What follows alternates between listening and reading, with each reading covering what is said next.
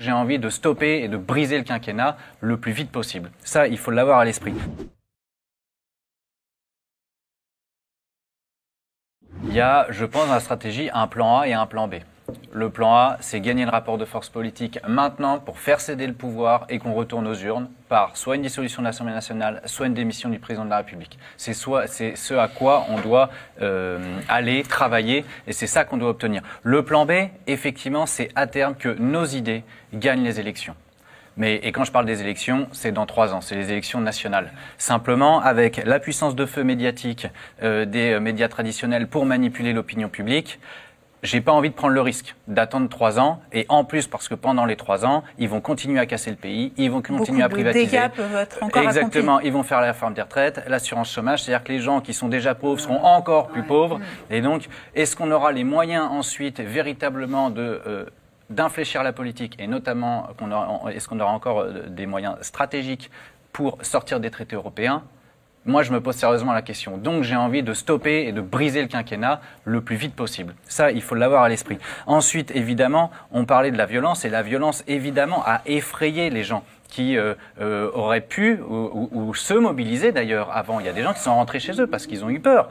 Et moi, je les comprends, je comprends bien. Je veux dire, ils peuvent avoir des familles, etc. Et donc, je ne veux pas leur jeter la pierre. Donc, ce qu'il faut, en fait, c'est avoir à l'esprit quels sont les piliers sur lesquels repose le pouvoir? Les médias, la police. Il y en a un qui se retourne, c'est fini. Parce que si les médias arrêtent de relayer complaisamment la propagande gouvernementale en nous expliquant qu'avec le grand débat, ça va être formidable, etc., eh ben, l'opinion publique, elle va se retourner. Parce qu'en fait, on parle beaucoup des gens qui regardent la télévision, tout simplement, et qui s'informent par la télévision. Donc, si les médias se retournent, c'est terminé. Je vous dis pas que j'ai beaucoup d'espoir d'arriver à retourner Jean-Michel Apathy ou Patrick Cohen. Bon. Mais je pense que c'est un travail de fond voilà. Et de long terme. Mais deuxième pilier, la police. Et donc là... Peut-être désespéré, mais...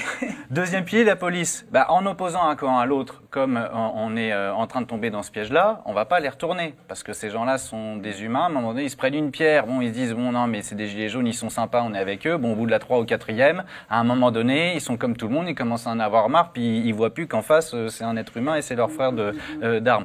Donc, il y a ça. Et ensuite, c'est pas un pilier, mais presque. Mais c'est un des moyens d'action, c'est l'économie. On en revient toujours au même. Et en fait, derrière l'économie, il faut bien faire la distinction. Les PME, ils en ont rien à faire. Ça fait des mois que, par les manifestations qu'on a pu faire, malheureusement, les PME, les commerçants, etc. en souffrent. Ils en ont strictement rien à cirer. Donc, ce qu'il faut taper, c'est les entreprises du CAC 40. Voilà ce qu'il faut arriver à faire. Alors, ça peut être par la grève, ça peut être par le boycott, et ça peut être par des actions de désobéissance civile.